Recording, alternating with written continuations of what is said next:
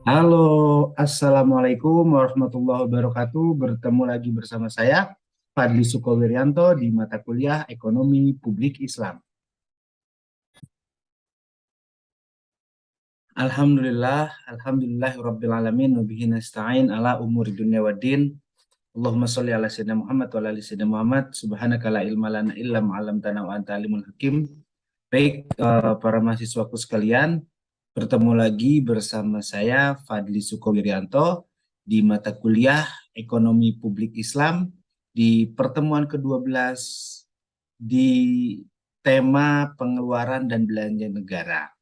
Insya Allah hari ini kita akan bersama-sama belajar membahas terkait pengeluaran dan belanja negara di pertemuan ke-12 mata kuliah Ekonomi Publik Islam di program studi Ekonomi Syariah Fakultas Ekonomi dan Bisnis Universitas Pembangunan Nasional Veteran Jakarta.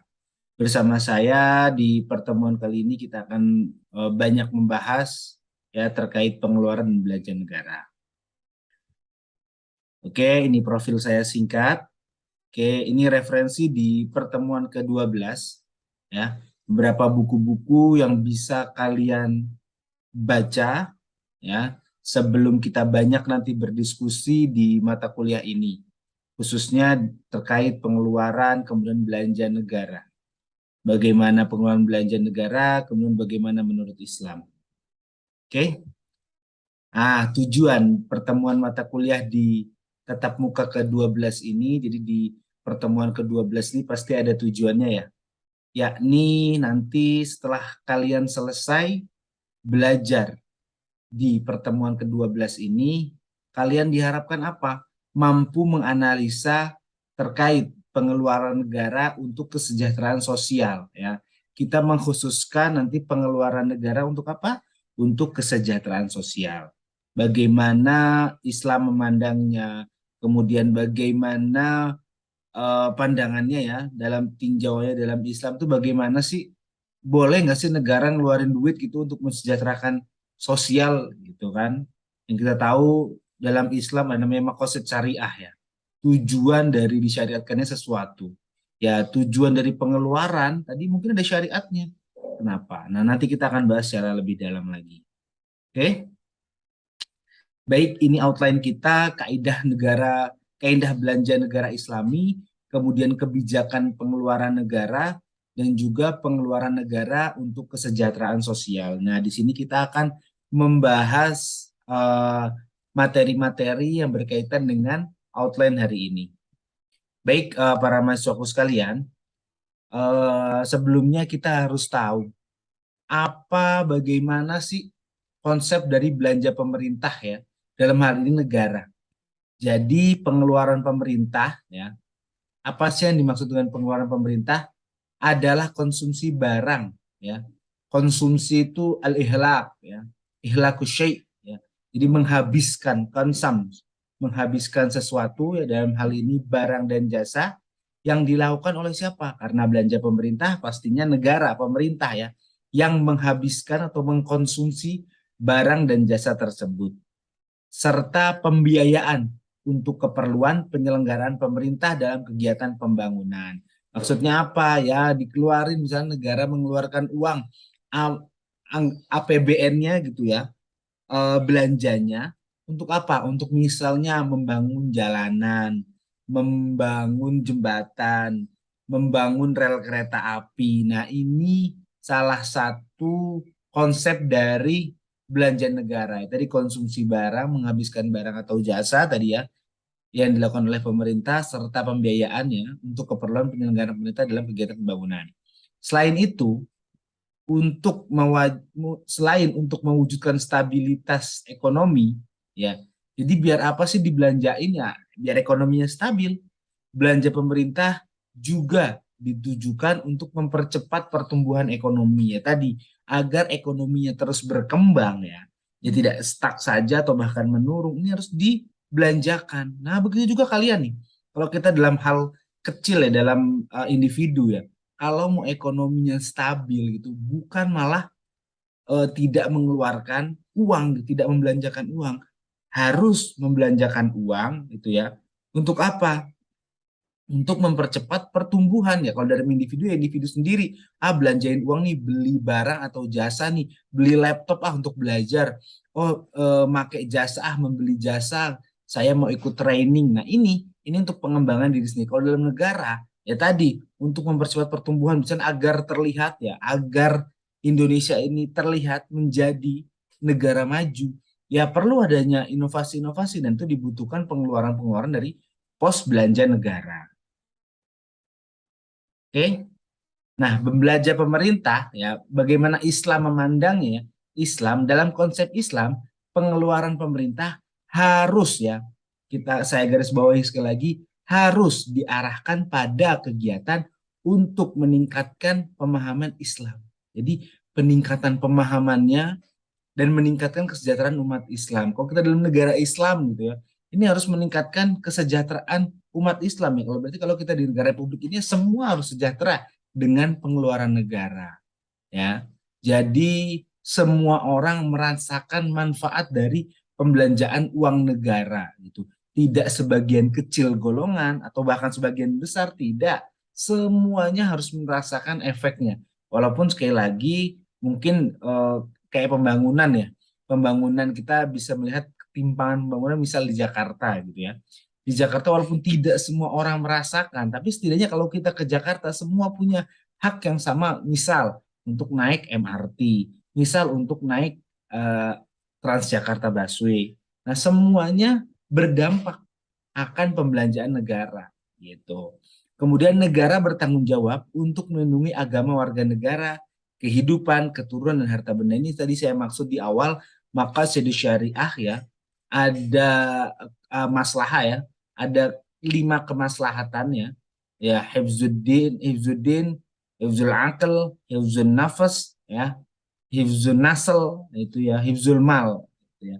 Ini yang harus dijaga, dijaga gitu. Jadi pengeluaran tadi ya salah satunya misalnya ya untuk menjaga diri gitu ya, atau untuk menjaga keturunan agar keturunannya nanti ya dikeluarin, kenapa sih mau ngeluarin duit banyak buat makan ya, untuk jaga dirinya biar nggak meninggal kelaparan, biar tidak busung lapar gitu ya, untuk menjaga keturunannya agar keturunannya nanti bisa makan dan sebagainya. Nah ini Islam memandang belanja pemerintah. Jadi belanja pemerintah dalam konsep Islam itu wajib hukumnya ya, harus fardu. Untuk apa? Untuk meningkatkan kesejahteraan umat Islam.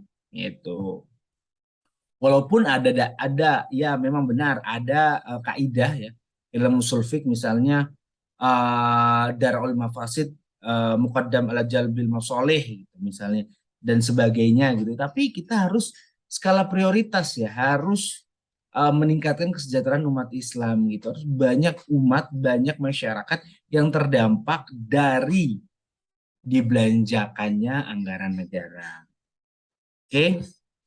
Ini masih belanja pemerintah dalam Islam.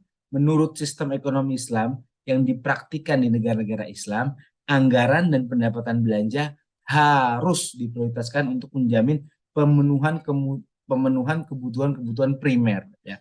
Al-hajah al-asasiyah.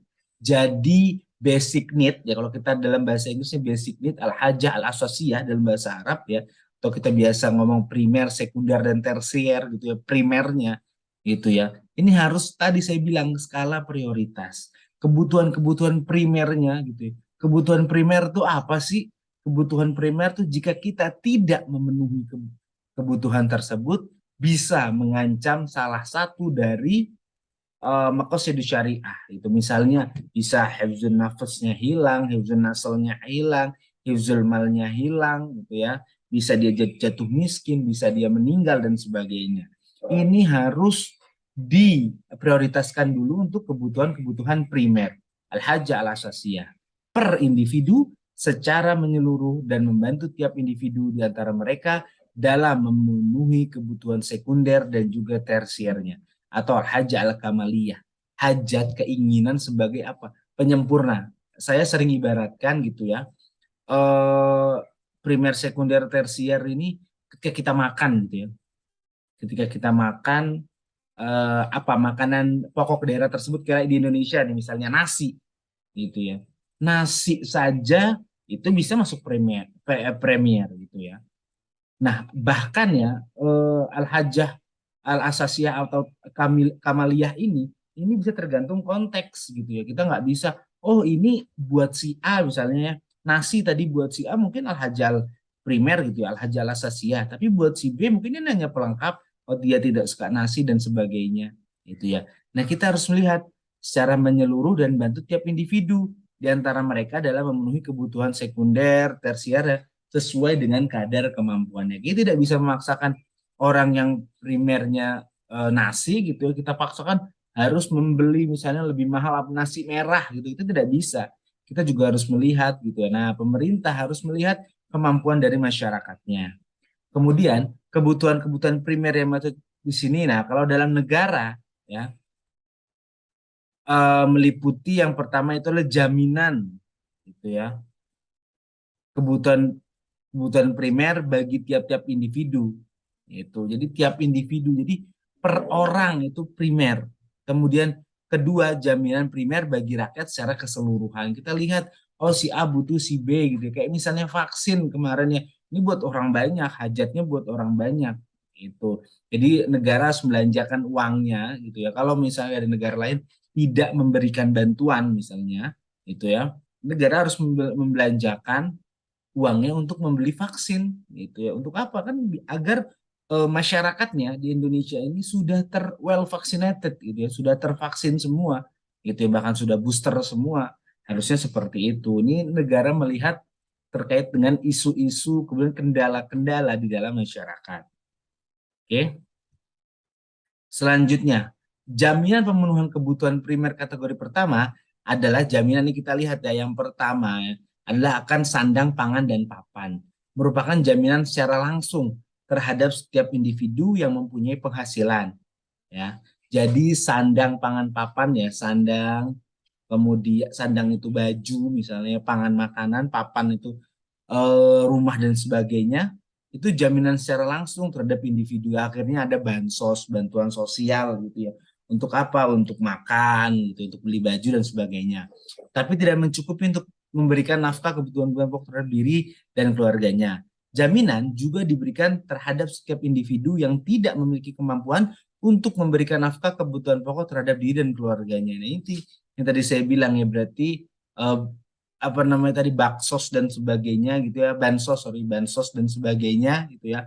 Ini juga pemerintah harus membelanjakan uangnya untuk memberi bantuan sosial tadi untuk teman-teman keluarga kita, saudara kita yang belum bisa itu ya eh, makan gitu ya, belum bisa makan, belum bisa beli apa gitu ya. Nah, negara wajib hadir di situ. Sesuai undang-undang negara harus hadir di antara mereka untuk membantu mereka gitu.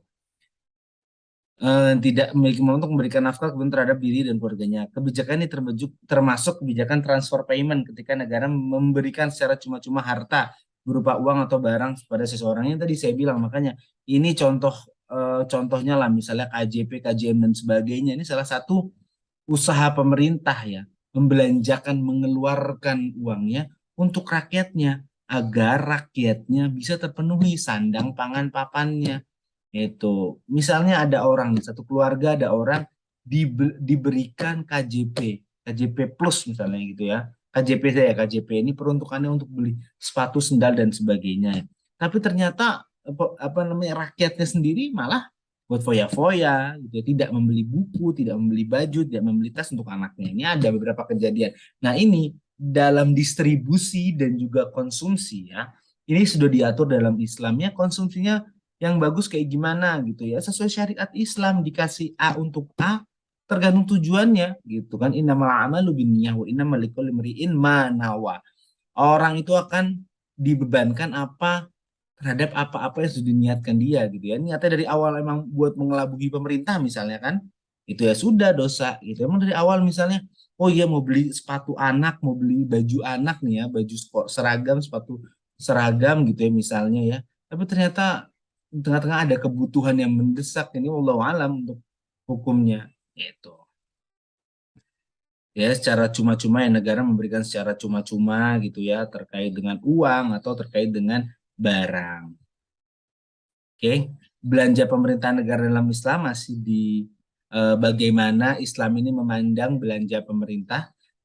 Yang pertama tadi kita sudah sama-sama bahas, yaitu yang pertama tadi sandang pangan papan, kemudian kebutuhan kedua ini terkait dengan keamanan, pendidikan, dan juga kesehatan. Tiga perkara ini merupakan unsur terpenting bagi perekonomian. Keamanan berfungsi melindungi dan mengalami aktivitas perekonomian masyarakat sehingga kegiatan ekonomi jadi lancar. Ya kenapa sih untuk bayar ini, untuk ngebayar misalnya alutista gitu, beli ini, beli pesawat tempur gitu ya, beli pesawat atau beli kapal laut itu, kapal selam itu ya, untuk apa sih? Ya tadi ini bisa menjadi pelindung dan juga bisa mengayomi kita sebagai masyarakat dalam beraktivitas ekonomi itu, sehingga kegiatan ekonominya lancar. Oh, jualan enak, nggak mikirin lagi gitu ya, nanti diserang orang atau misalnya jualan online nanti dihack dan segala macam gitu ya, nggak mikirin ke sana lagi karena negara hadir gitu ya, dengan uangnya membelanjakan pembelanjaan negara ke keamanan, pendidikan, dan juga kesehatan. Pendidikan merupakan pilar yang melahirkan sumber daya manusia yang sangat dibutuhkan untuk membangun fasilitas fasilitas negara dan fasilitas umum. Nah, ini tadi ketika pendidikan itu sebagai asas sebenarnya, sebagai core gitu ya dalam belanja pemerintah gitu ya. Misalnya contoh ya tadi saya bilang ya, uangnya tadi gitu ya, uang belanjanya tadi untuk memberikan training gitu ya kepada orang-orang gitu ya, kepada orang yang di training gitu ya, diberikan training agar apa? Agar SDM-nya bagus. Kemudian bisa membangun fasilitas negara, fasilitas umum yang layak gitu ya. Untuk apa? Untuk aktivitas perekonomian. Kemudian perdagangan, dan yang terakhir adalah kesehatan. Kita ngomongin keamanan, kemudian pendidikan dan juga kesehatan merupakan unsur yang sangat mempengaruhi kinerja seseorang bagi ekonomi dirinya dan keluarganya. Ya kalau kita sakit kan ya, kita ke kantor gitu juga pasti kan males lah, kayak COVID gitu loh. COVID kan orang benar-benar dikunci di rumah gitu ya. Gak bisa ngapa-ngapain karena sakit. Nah ini itu jadi negara berhak gitu menganggarkan uangnya untuk kesehatan. Ini prioritas yang kedua. Tadi prioritas pertama kita sudah sandang pangan papan, prioritas kedua ya keamanan, pendidikan, dan juga kesehatan. Oke, aturan umum kebijakan pengeluaran pemerintah. Jadi dalam pengeluaran pemerintah gitu ya, ada beberapa aturan-aturan umum terkait dengan kebijakan pengeluaran pemerintah. Yang pertama, pengeluaran pemerintah harus mengikuti maslahah. Dalam Islam kita harus memberikan kebijakan itu, mengeluarkan uang atau mendapatkan uang, ini harus mengikuti maslahah gitu ya, kemaslahatan gitu ya, kemaslahatan orang banyak pastinya gitu, masyarakat di sana gitu, bukan untuk sebagian orang, tapi untuk whole of society ya, untuk keseluruhan dari masyarakat. Menghindari kesulitan dan bahaya harus didahulukan daripada melakukan perbaikan. Tadi saya bilang darul mafasid itu ya muqaddamun ala jalbil masalih. Menghindari kesulitan itu, yang kesulitan itu jauhin dulu lah gitu ya, daripada melakukan perbaikan, daripada kita wikoyah terus gitu ya, daripada misalnya kita harus, analoginya gini, daripada kita harus eh, apa namanya membawa payung terus gitu ya, tapi kita lihat nih, oh gimana caranya biar kita nggak kehujanan ya, misal jangan lewat daerah situ atau berangkatnya lebih pagi atau misalnya macet gitu ya, gimana caranya, bukan cara kita itu enak di kemacetan, enggak, tapi bagaimana cara kita menghindari kemacetan itu intinya, menghindari kesulitan dan bahaya harus dilakukan daripada melakukan perbaikan. Kemudian kerugian individu dapat digunakan sebagai alasan ya, jadi kerugian individu ini dapat digunakan sebagai alasan untuk menghindari kerugian dalam skala umum. Jadi kalau udah ada individu yang rugi gitu ya, jangan sampai nanti ke masyarakat umum, jangan sampai orang banyak, misalnya ada orang terzolimi nggak dapat bansos gitu, berarti harus dilihat, dievaluasi itu kebijakan terkait dengan penyaluran bansos. Oh ini salahnya di mana nih? Oh ternyata dipotong nih di RT RW atau di lurah, di camat dan sebagainya, harus dilihat itu. Lagi-lagi harus menghindari kesulitan, harus menghindari kesulitan. Kemudian pengorbanan individu dapat dikorbankan untuk menghindari kerugian dan pengorbanan dalam skala umum ya tadi.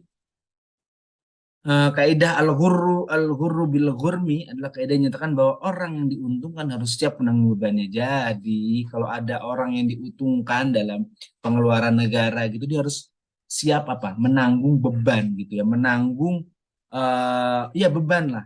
Pasti ada bebannya, ada amanah di sana. Gitu. Dan terakhir aturan malayatim wal wajibu illa bihi fahuwa wajib ini harus dilihat terkait dengan kebijakan pengeluaran pemerintah. Itu, oke. Selanjutnya, anak-anakku sekalian, masih di kita ngelihat sekarang di belanja negara, ya. Tapi kita coba flashback ya. Kata Soekarno, kata Presiden kita pertama, jas merah gitu ya.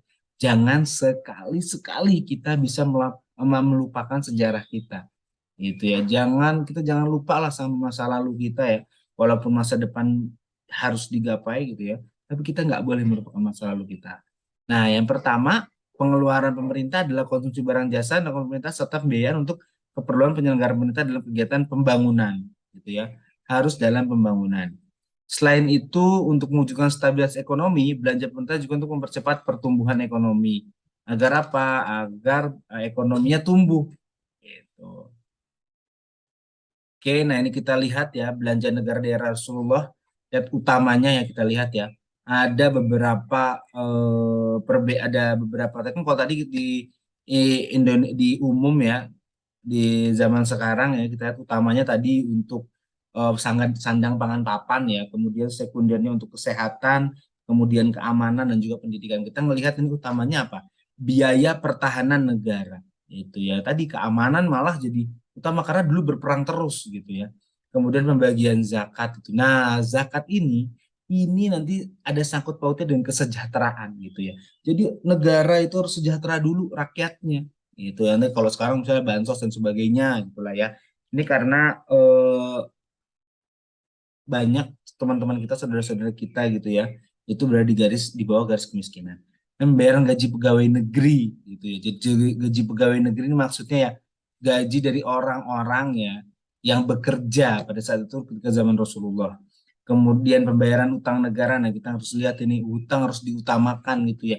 Jangan nanti untuk hiburan ya, untuk hadiah, untuk negara lain segala macam ini membantu orang yang belajar agama didahulukan daripada membayar utang negara ini nggak boleh. Kemudian bantuan untuk wisatawan. Jadi ketika ada subsidi lah gitulah ya. Misalnya kalau di Indonesia sekarang kita melihat oh, Ancol misalnya masuknya harganya sebenarnya 50.000, tapi disubsidi sama pemerintah jadi 25.000. Naik TJ gitu ya, nah, BBM gitu kita lihat ya. Sebenarnya harganya misalnya 13.000 gitu ya. Subsidi pemerintah 3.500 gitu ya, 3.000 gitu ya jadi 10.000. Nah ini kalau dulu ketika zaman Rasulullah ini bantuan untuk para wisatawan. Oke, sekundernya kita lihat di beberapa, kita coba lihat di belakang sini ya. Yang pertama itu ya kita bisa lihat membantu kebutuhan orang yang belajar agama gitu ya. Jadi ketika yang utamanya dulu ya, yang utamanya dulu sudah dilakukan, baru ke sekunder ya baru bisa ngebantu orang belajar agama.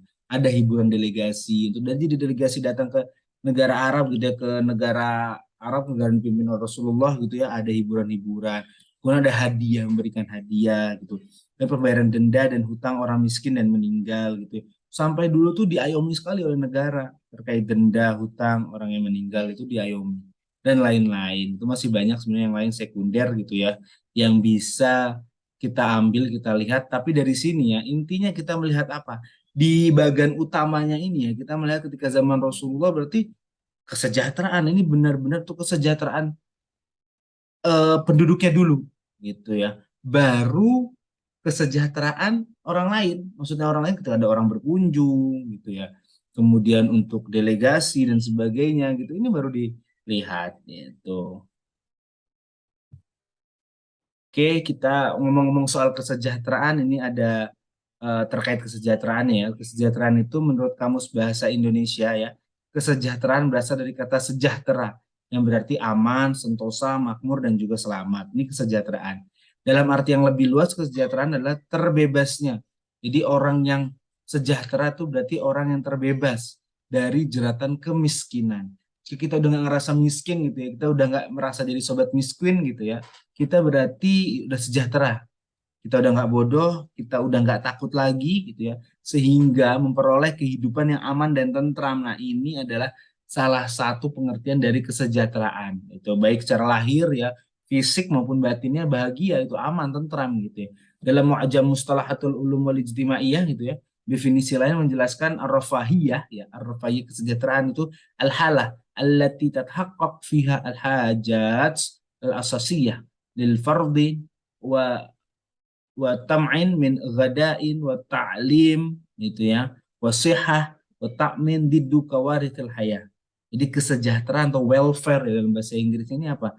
Kondisi al-halah allati tatahaqqaqu, kondisi yang menghendaki terpenuhnya kebutuhan bagi dasar individu atau kelompok, baik berupa kebutuhan pangan ya, il fardi, to'amin, ini bukan tomain ya, to'amin itu ya.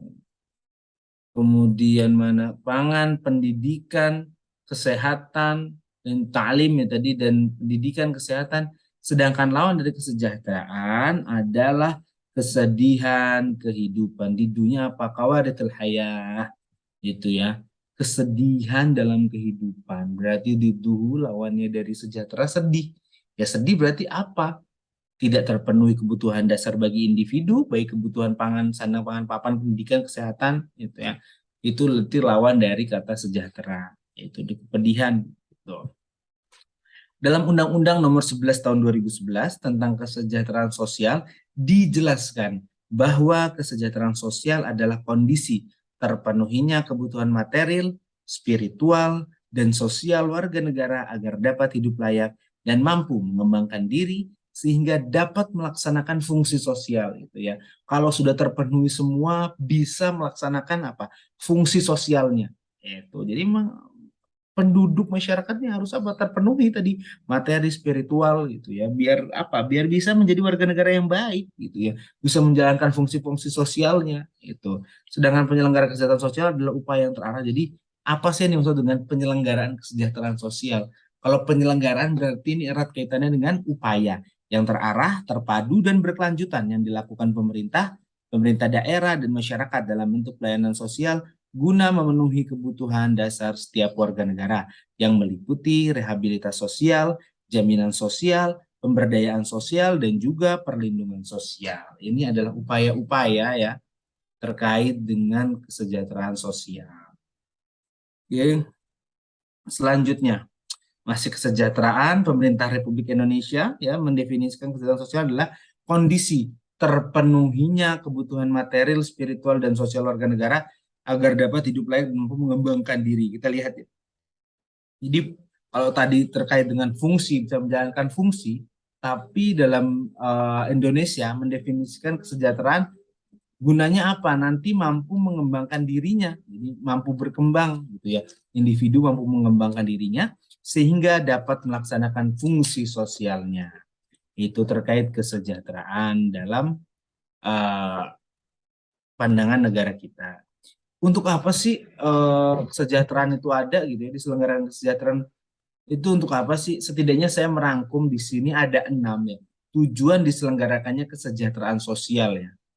Yang pertama pastinya untuk meningkatkan taraf kesejahteraan, kualitas dan kelangsungan hidup. Ya udah, kalau nggak ada upaya-upaya tadi tidak sampai ke sini ya, tidak bisa meningkatkan taraf kesejahteraan, kualitas, kelangsungan hidup gitu ya. Udah dikasih bansos gitu ya, ternyata gitu masih banyak yang eh, kurang gitu ya, masih misalnya sudah dikasih bansos 300.000 gitu ya, bantuan sosial tunai BLT gitu ya, bantuan tunai 300.000 untuk beli sepatu gitu ya, ternyata masih nggak dibeliin sepatu, berarti ada yang salah. Itu harus dicari kebijakan-kebijakan yang lain. Kedua, memulihkan fungsi sosial dalam rangka mencapai kemandirian. Yang ketiga, meningkatkan ketahanan sosial masyarakat dalam mencegah dan menangani masyarakat masalah kesejahteraan sosial. Yang keempat, meningkatkan kemampuan, kepedulian, dan tanggung jawab sosial dunia usaha dalam penyelenggaraan kesejahteraan sosial secara melembaga dan berkelanjutan. Yang kelima, meningkatkan kemampuan dan kepedulian masyarakat dalam penyelenggaraan kesejahteraan sosial secara melembaga dan juga berkelanjutan. Harus melembaga gitu ya kesejahteraan sosial dan juga berkelanjutan, ada kelanjutannya, nggak mandek gitu aja. Dan yang terakhir yang keenam, meningkatkan kualitas manajemen penyelenggaraan kesejahteraan sosial. Nah, ini adalah tujuan-tujuan diadakannya atau diselenggarakannya kesejahteraan sosial oleh negara gitu. Jika tidak sampai ya satu, dua, atau tiga ya, bahkan semuanya nggak sampai, berarti harus ada yang dikaji ulang gitu ya. upaya tadi, upaya penyelenggaraan kesejahteraan sosial ini harus sedang dikaji. Yang salah ini di mana? Gitu. Oke, baik para mahasiswaku sekalian, terima kasih atas perhatian kalian. Terima kasih sudah menyaksikan materi di pertemuan ke-12 di mata kuliah Ekonomi Publik Islam bersama saya Fadli Sukowiryanto, dosen Prodi Ekonomi Syariah, Fakultas Ekonomi dan Bisnis, Universitas Pembangunan Nasional Veteran Jakarta. Sampai berjumpa di mata kuliah lainnya dan di pertemuan-pertemuan lainnya. Terima kasih, jaga kesehatan, salam sehat. Wassalamualaikum warahmatullahi wabarakatuh.